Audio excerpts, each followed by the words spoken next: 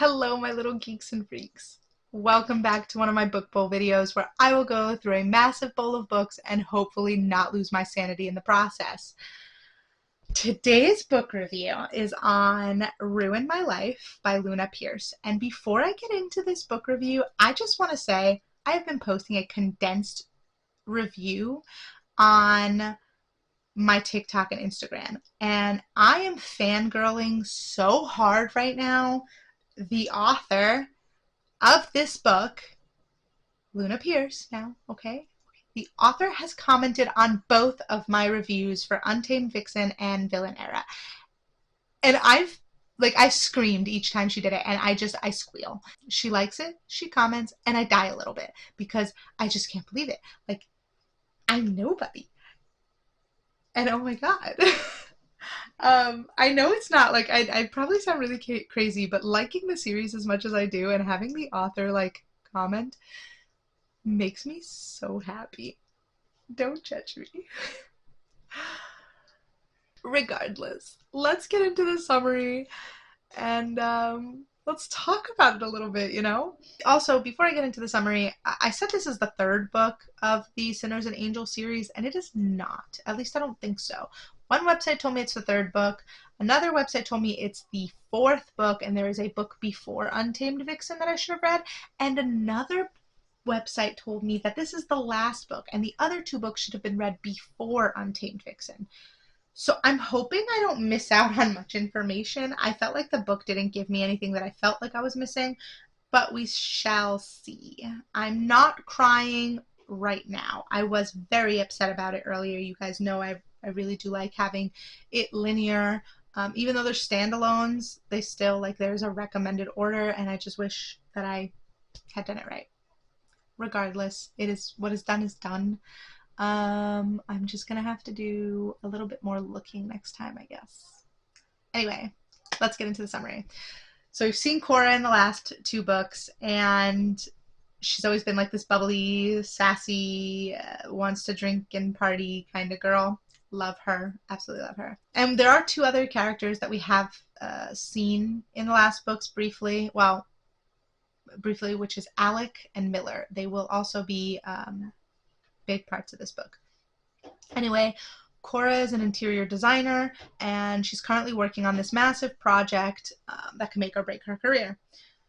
That is until she finds out that her father made a deal with the devil, and when he can't keep up his end of the deal, Cora is taken as collateral. She sacrifices herself for her parents' lives. And while I get it, it does cause her immense stress, and I feel really bad for her. She manages to buy herself 1 month of freedom before Ricardo takes her for himself, and Ricardo is a vile man, absolutely vile, and she's dreading it. I mean, who wouldn't dread it, honestly?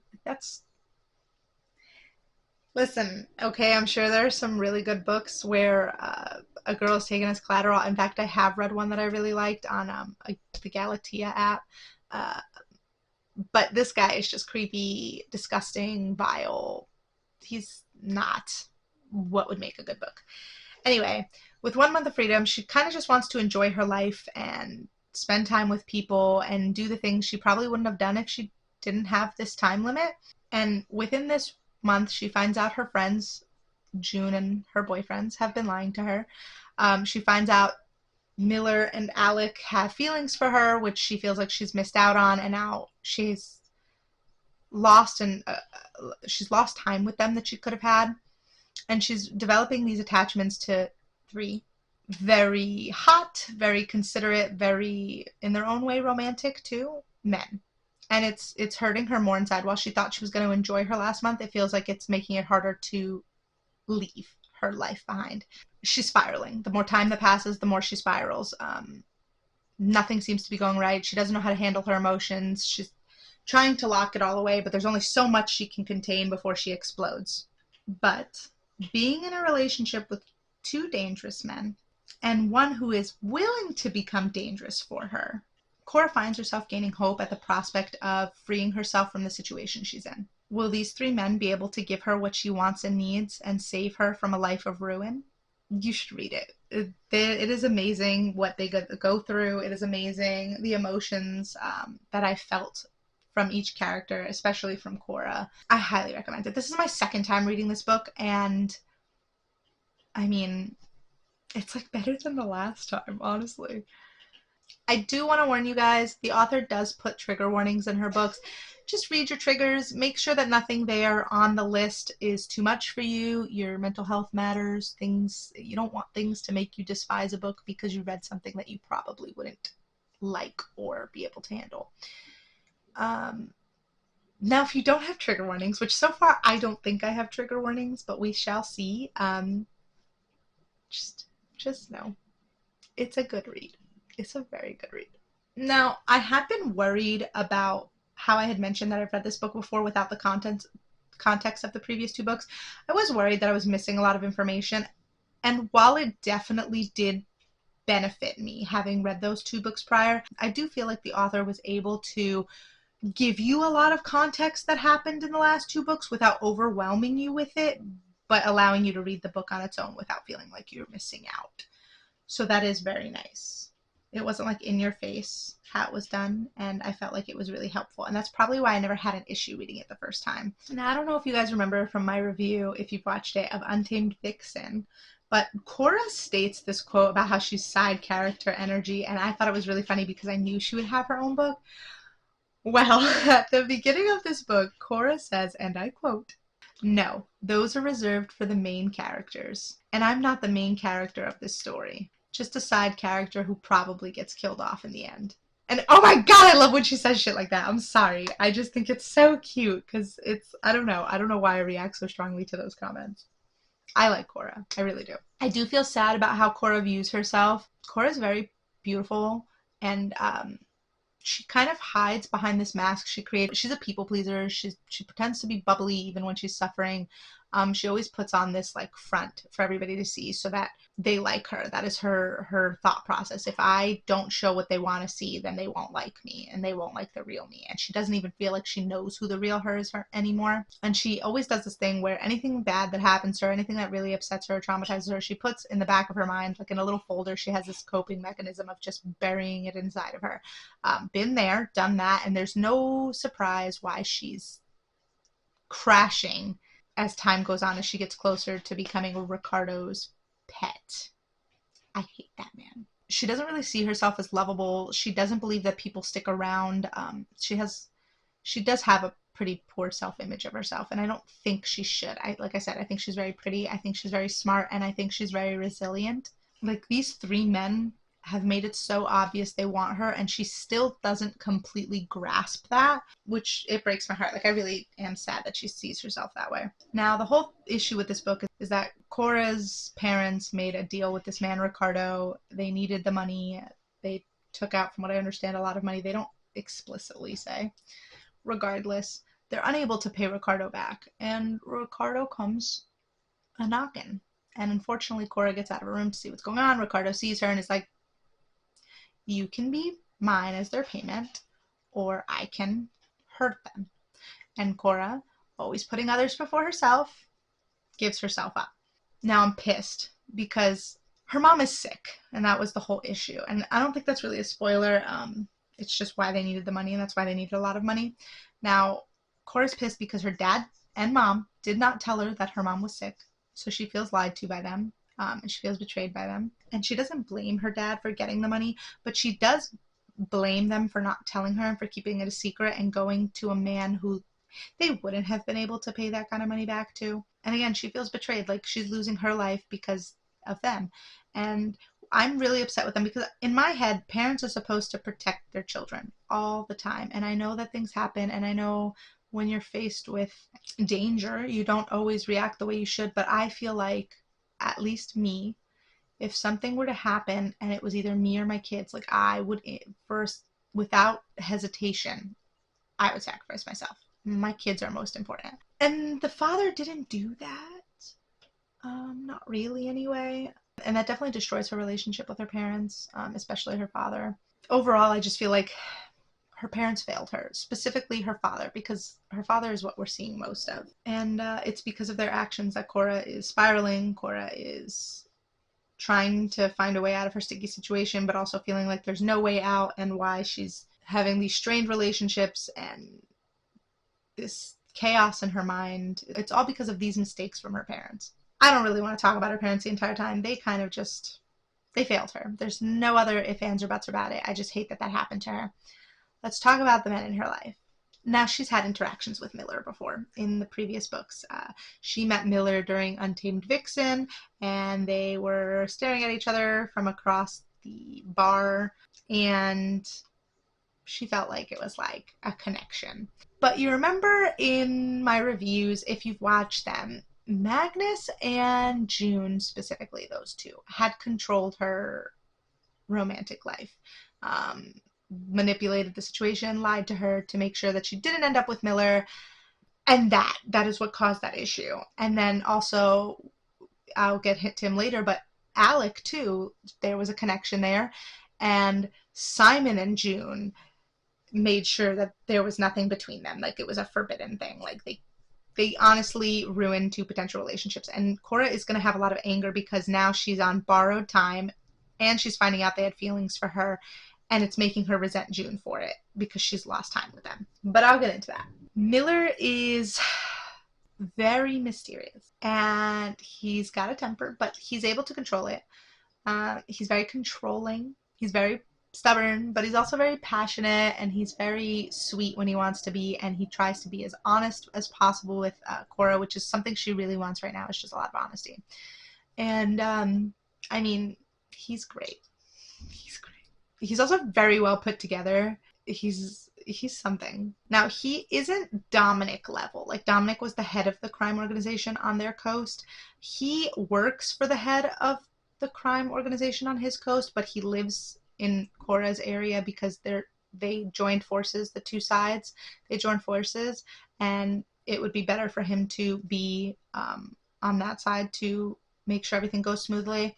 But he does travel back and forth as needed. He's just mostly there. He does know more than the head because he was raised by the head's father, who was the head. It's a lot of information I'm throwing out at you. But anyway, he's very respectful. He's very serious. He is very meticulous, and he makes sure that his job is well done. And despite being so high up, he hates when people call him sir. He's young, and he doesn't like that. He doesn't like the titles. He'd rather just have people call him his name, which I think is really cute, because there will be people who just aren't comfortable saying his name, or they're not used to it. And sometimes, like, there was like a younger guy that kept calling him sir, and he just looked at him and he was like, "I'm so sorry." And I just thought that was really funny. Little things make me laugh, guys. He's compassionate, he's respectful, he's very thoughtful, and I love him. I love them all. Luna has a horrible, horrible, horrible habit of making me love her characters, or at least her main characters, or at least the main male interests, because I guess Ricardo, he's not a main character, but he's kind of important, so I don't love him. Now, June and Magnus had told Cora that Miller was gay, and that's why they could never be together. But all the things Miller does in the book makes her question everything, because who would do that if you're not interested in them? He drops everything for her. He goes out of his way for her, and he will go above and beyond what she needs before she even asks for it, or even if she doesn't ask for it and she tries to tell him no, like, he will still do it for her, and I think it's very sweet. We love Miller. I am upset because I did get a quote from almost every character except Miller. I forgot to save one. I wasn't intentionally trying to get a favorite quote or a quote that I liked from each character. It just happened. And I did not write down Miller's. So just know I love him.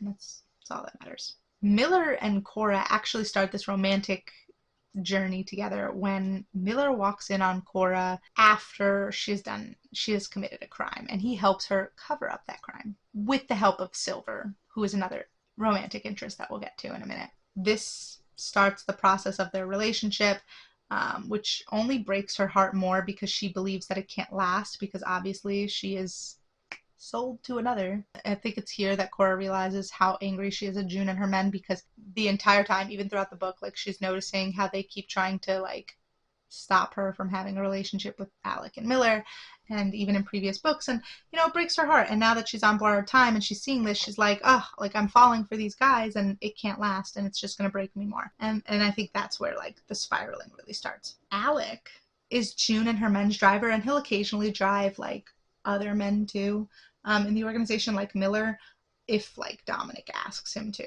Primarily, he is Dominic, Cohen, Magnus, and Simon's driver, but again, occasionally they will ask for more. He is not in the field. He is the only one not technically in the field. I mean, yes, he is their driver, so in a way he is in the field, but not to that extent. He is only doing it to pay for college, and then he plans to book it out of there. And while he wants out of this life, he is willing to go to great lengths to protect Cora and make her happy. He kind of reminds me of a sweeter and more innocent version of Magnus. And I say innocent because he's not in the criminal organization. But yes, he gives me that energy. The very Labrador, very cute, very happy to be around her kind of energy. And I love it. Even though Simon kind of gives that energy too, but he's just way too serious. So that's why I didn't compare him to Simon. He has all this humor, all of this charm, all of this, like I said, Labrador energy. And I also think at times he could be a great icebreaker to, like, how serious Miller and Silver are. So it's very cute, very cute. When he finds out about the issue with Ricardo, he tells Cora, and I quote, "I am not a violent man, Cora. I'm cool-tempered. I do not yell. I do not start fights. I do not have a thirst for violence like a lot of men do. But watching you struggle like this, witnessing you go through something no other person should, well, it sparks something to life in me that terrifies me. And I'd be lying if I said there weren't any lengths I wouldn't go through to keep you safe." And that's kind of like that vibe I get from him. He doesn't want to be violent. He's very chill, very relaxed, but he will be violent for her. And I think that's actually really cute, because that's like, the things these men do for their loved ones. He's very in touch with his emotions. He's very sweet. He's very caring. And he's able to handle the lifestyle, the dangerous life, better than I think he would have thought. I mean, he does have a little bit of a moment where he, like, panics and freaks out, but he's able to handle it better than I thought he would. One thing I will complain about, and it's not really a big complaint, but he does something that I think shocks him, and he kind of panics, and he runs off, and he disappears for a little bit. And Cora takes it really hard because she's on borrowed time, and she feels like he doesn't want her, like he saw the real her and decided he doesn't want her. And I don't think that was the case, obviously, but he shows up right before the plan goes through to help protect Cora. And they never talk about, like, how he felt during the time he left or why he left. I wish maybe there would have been, like, that explanation, like, listen, I just needed some time, or listen, I was shocked at what I did, or listen, whatever the case may be. And I think that would have been nice to see, for him to reassure Cora, and that didn't happen. Not a big complaint, not something worth, like, hating the book over. Just a little thing I noticed. Now let's talk about Silver. Silver is really hot. Really hot. He's older. He's a fixer for the organization, which essentially means he goes in and fixes problems, and there's no problem he hasn't been able to solve yet. And he's a loner. Well, until Cora comes along, that is. He meets Cora because Miller calls him after Cora committed a crime, and he asks Silver to help Cora come and clean up the evidence of said crime. Against his normal habits, he ends up taking Cora home so she can relax, shower, feel safe, and kind of process what has happened. He's never done that before because, again, he's a loner, and that's not something in the scope of his job title. And they end up connecting. Like, on a deep level, they connect. On every level, they connect. He feels like a part of him comes alive because of her. He goes out of his way to, like, make sure she's safe and be there for her, and he even barges through her job at one point because he didn't know where she was and he just wanted to make sure she was safe. And it was just, it was really cute. Like, he gives me Dominic energy because he's very serious, he's older, he's wise, and he tends to be a loner before their love interests, change all that. He remembers every little thing she says to him, and he, like, keeps it in his memory. I mean, all three of them do it, and I just think it's so cute. I love how soft he is for her because if she didn't know him or get to know him, he's this very intimidating, very large guy that is very scary to most people, and he has a soft spot for her, and he is just really cute. I can't get enough of him. I think, like, I can't. The man is able to go from dominating to mushy in like seconds, and I'm here for it. He says the sappiest things. At one point, Cora asks him what is he afraid of, and he says nothing, and she said liar. So he said, I'm afraid of you. And she can't understand that, so he follows it by saying, and I quote, because you hold the power to break me, angel. And then he thinks to himself, every word out of me is the truth, and I've known it from the very first second I laid my sights on her. For someone to come into your life so fucking abruptly and stir up feelings like she has, she absolutely has the means to ruin me. And I damn near cried. Like, oh my god, I love him so much. I'm sorry, I fangirl over these men. And it's just so romantic. Like, he's genuinely, like, able to understand his feelings. Even though he's not used to having these feelings, he knows that Cora is different. Cora is the one for him. And, you know, all three of these men are willing to be in this relationship and have all three of them with her because it makes her happy and because they're not willing to lose her. And I love it. And I also like that, unlike with June and her men, who at least three of them were already living together and had this relationship, well, this friendship and this close bond. So it would have been understandably easier to have this relationship all together with June. These three men were completely different. They knew of each other, but they weren't close. And now they're building this relationship. So they're also getting to know each other, which I really enjoy. It's a little different, so I'm here for it. I do want to talk about June and her men too, because I do feel like that is equally important to the story, even though they're not like main characters or as important as everybody else for this book. I said it. In the last two books, she messed up. June and her men were messing up by trying to meddle in Cora's love life and by keeping secrets from her. They had no reason to keep the secrets. They could have easily told her. While Cora had been silent about her knowledge that there were secrets and that they definitely did something dangerous, she just didn't know the scope of it. Cora understood, and she kept silent that June made sure it was a secret. She didn't want to start a fight. The second, like, her time is limited, she's on borrowed time, and she's essentially spoken for by Ricardo. Now she's like, she's not able to contain all of her frustrations and her emotions because there's just too much boiling over the surface. And she explodes on June and her men. She explodes when she finds out that they were lying about Miller. She is angry because they prevented her from trying to be with Alec. And it's just like all of these things that is just adding up for her, and she just can't take it anymore.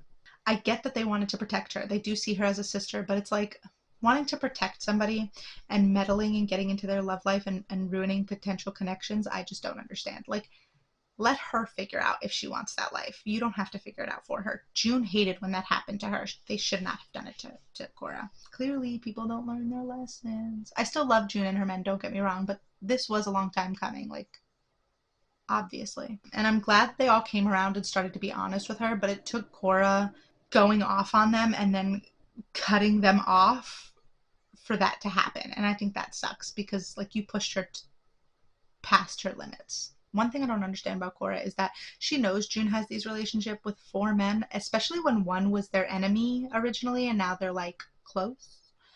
Obviously close. So she knew that was possible. So I don't know why she didn't think she could potentially have a relationship with Miller, Silver, and Alec all at once.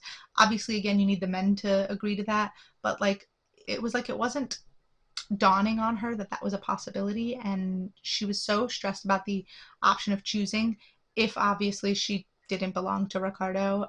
These were just thoughts in her mind. It took her a very long time to realize that that was a possibility. And it was clear that those men were so head over heels for her that they weren't going to force her to choose. Overall, I like the dynamic with each of the characters. I like the dynamic between Cora and each of the men. I like the dynamic between the men, especially, again, that they didn't know each other that well and they're kind of building their own friendship bond in this relationship. And they do have a very interesting dynamic. I loved the backstory for Cora. I mean, I didn't love it. Like, I feel bad for her struggles and stuff, but like, I did love reading about it. I do like the depth that it gave her. Do I wish I had a full in-depth backstory for each of the men too? Yes. Yes, I do. But that's okay. It's not really necessary. And it's just because I love them so much. And I just want to read more about these people. Cora's backstory was very emotional, and I'm just glad that she ended up having these three men to protect her and love her and give her what she has not had. Now, honestly, I'm not going to give a favorite quote because I've given so many quotes that I loved, and there was just too many, and I could not choose. I could not choose a favorite quote at all. It was just a really good book. Just know, like I said, the ones I documented in this video were some of my favorites. I will state my favorite character, who is Silver. I think I just like him because he's easily the most serious, but he is also very soft for Cora. He is also able to like put her first when it's needed and risk his life for her. I mean, all of them do, but Silver is Silver's great. I also think I'm most attracted to Silver's character. He's kind of just like this big teddy bear, very serious, but also very cuddly. And again, he remembers the little things. And he's also the most eager. I don't think any of them expected to have a relationship with Cora and two other guys in the mix for her. I do think he was the most open-minded at first, like from the beginning, which was nice. This may not make sense, but he gives me like young old man vibes. Like, he reads a newspaper and doesn't watch TV, but like loves to learn, and he even reads, like, he's read smut. So I love him. Now, I usually talk about a least favorite character, and I don't think I'm gonna do that anymore. Only because for most books, there's always an antagonist, and you almost never like the antagonist. So why would I do that every single time? And sometimes I can't mention the antagonist because then it spoils the story. So I don't think I'm going to do that. I will do it for this one because obviously it is Ricardo. Like, he's creepy, he is disgusting and vile and rude and cruel, and he gets off on hurting people. Like, he's just a bad person. So he is my least favorite. I just don't think for the future I will put a least favorite character anymore. We'll see. We'll see where this takes me. My overall thoughts, though, I love the book. I loved reading it the first time. I loved reading it the second time even more. I love the series. I can't wait to read the other two. Again, I am bummed that I'm not reading it in order, but things happen and I just have to be a little bit more diligent with my research before I read these things. Luna Pierce is definitely an author I admire, and I am grateful for the content she gives me that I can enjoy. I'm also grateful that she commented on my reels. Oh my god, I'm still fangirling. I'm grateful that she's able to give me something that I can feel so many different emotions on. I do love a book that gives me a lot of emotions. I don't like just feeling one emotion. I mean, there are probably really good books that I have read that made me feel like that, but I do genuinely love if I can feel angry, happy, sad, emotional, like I could laugh, I love it all. So yeah, I genuinely enjoyed this. That is my review for now. I could talk about this series all damn day, but I have to go pick up my son. So this is it. Hit the like button, comment your thoughts, or if you want to read the book, or if you've read the book below. Subscribe to my channel to show your support, and hit that notification bell to be informed every time I post a new video. I appreciate you guys for watching, and I can't wait to read the next one. Until next time, bye.